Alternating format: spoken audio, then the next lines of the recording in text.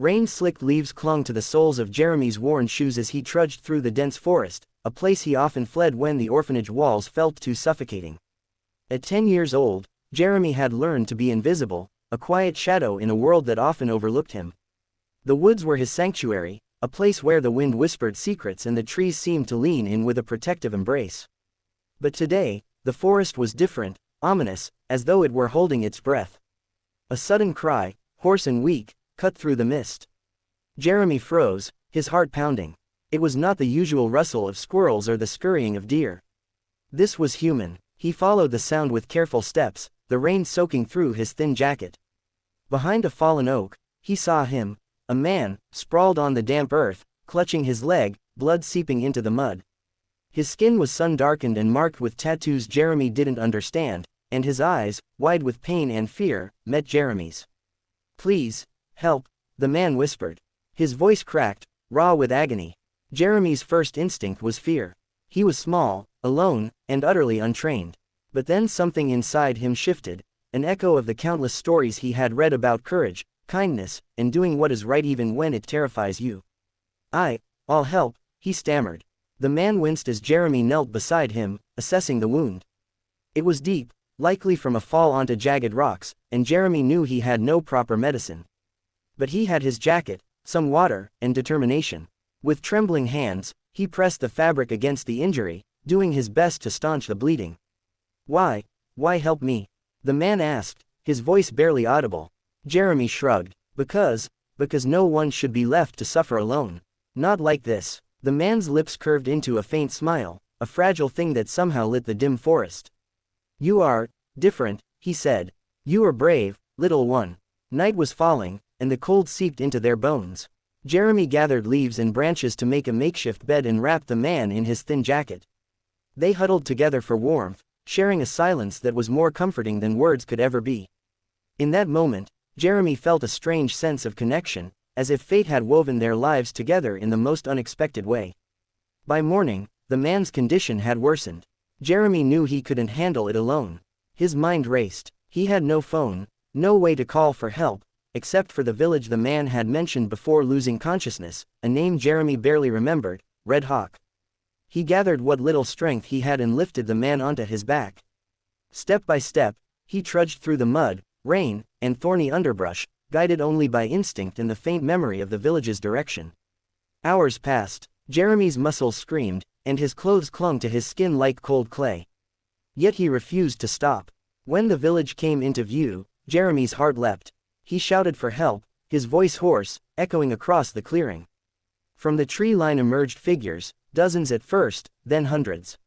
Men and women, adorned in traditional garb, their expressions a mix of concern and curiosity. The villagers rushed forward, surrounding Jeremy and the wounded man, helping to carry him safely to the center of the village. The man, whose name Jeremy now learned was Tay, was tended to with care by healers who applied salves and herbs, wrapping his leg with skill born of generations of knowledge. Jeremy stood back, shivering, mud-streaked, but his eyes bright with relief. Then came the moment that would forever change Jeremy's life. The village elder, an imposing yet kind figure named White Feather, approached him. "Little one," he said, voice resonant, "you have shown bravery and a heart pure as the rivers. In our tribe, we honor such courage." Before Jeremy could respond, White Feather continued, "Tay spoke of your kindness even in his pain. Today, we offer you a home among us. Not as a visitor, but as one of our own." Jeremy felt his knees weaken. A home, a family. For so long, he had known nothing but cold floors and locked doors, the endless ticking of clocks marking days of loneliness. Tears welled in his eyes. I don't know what to say," he whispered. "You don't need to say anything," White Feather replied gently. "Your actions have spoken louder than words ever could. You are now part of our family, our tribe, our story." The villagers gathered, some placing hands on Jeremy's shoulders, others bowing slightly in respect. Tay, now resting with less pain, reached out to Jeremy. "You saved my life," he said softly. "I will never forget you." Jeremy realized something profound in that moment. Kindness was not measured by size, wealth, or power. It was measured by the courage to act, even when the world seemed indifferent. One small act of compassion had rippled outward, connecting him to a community, a culture, and a future he had never imagined. Days turned into weeks, and Jeremy began to learn the ways of the tribe. He ran with the children through the forests, learned the songs and stories of their ancestors, and discovered the wisdom in Tay's teachings. The villagers taught him not only survival skills but also the deeper values of honor, respect, and empathy. Jeremy's life transformed. The orphan boy who had once been invisible in a cold, uncaring world was now celebrated, loved, and needed. And he never forgot the lesson that had brought him there. Even the smallest spark of compassion could light the darkest path. One evening, as the sun dipped below the horizon, Jeremy sat by the river with Tay. "I don't know how I could have survived without you," Tay said, looking at the boy with gratitude. Jeremy smiled, warmth spreading through his chest. "And I wouldn't have found all of you without you either," he replied. Above them, the sky blazed with colors of hope and renewal, and Jeremy felt, for the first time in his life, the profound comfort of belonging. He had entered the forest a lonely orphan and emerged into a world filled with love, bravery, and humanity's boundless capacity for kindness.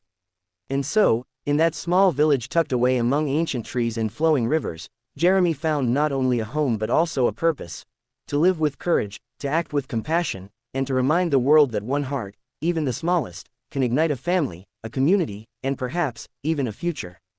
The story of the little orphan who found a wounded native in the woods spread far and wide. And while Jeremy never sought recognition or reward, the village flourished as a living testament to the power of empathy and the profound truth that love, when shared freely, always multiplies.